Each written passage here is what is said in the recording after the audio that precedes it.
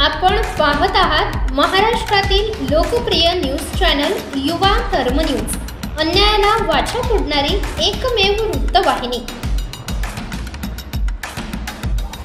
मी SP office मधून निघतानाच मला अशी बातमी कानावर पडली होती की कुणाला एकाला अटक केल्याची बातमी सीआयडीने अटक केली असं त्यांनी माहिती दिली होती। ती खरी का खोटी हे कन्फर्म करण्यासाठी मी एसपींना फोन लावला, परंतु एसपीने सुद्धा सांगितलं की त्याची अधिकृत माहिती माझ्याकडे आलेली नाही। मी सुद्धा त्याचा पाठपुरावा करतोय, कारण की ह्या हत्याकांडच म्हणलं पाहिजे, याच्यामध्ये अनेक एजन्सी पोलिसांच्या मार्फत सुद्धा इन्व्हॉल्व केलेले आहेत।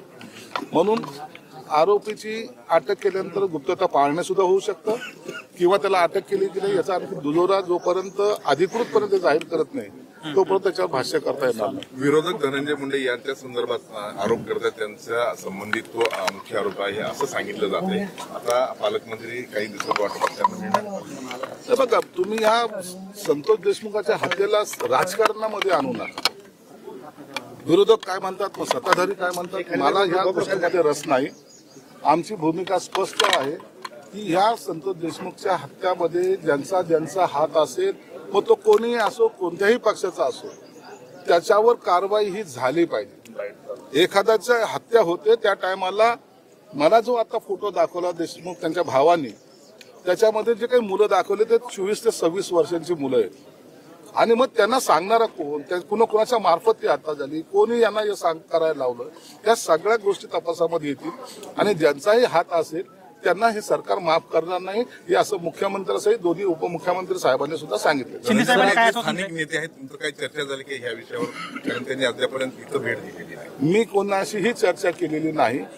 मला एकनाथ शिंदे साहेबांनी पाठवलेलं आहे, त्यानुसार मी या ठिकाणी आलो। मी पोलीस अधीक्षकांशी चर्चा केली आणि डायरेक्ट या ठिकाणी आलेलो। शिंदे साहेबांचं काय म्हणणं होतं, आपल्याशी काही चर्चा झाली?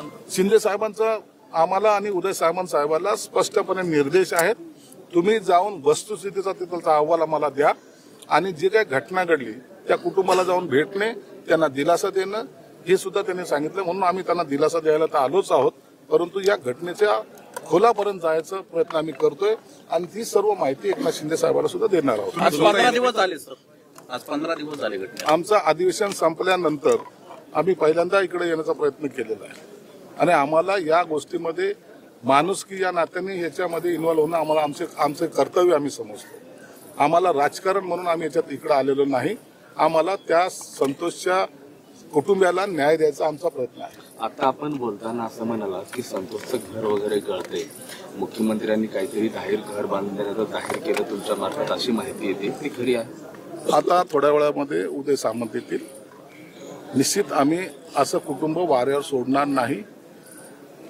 आणि निश्चित त्याचा तुम्हाला सुद्धा प्रत्यय येईल।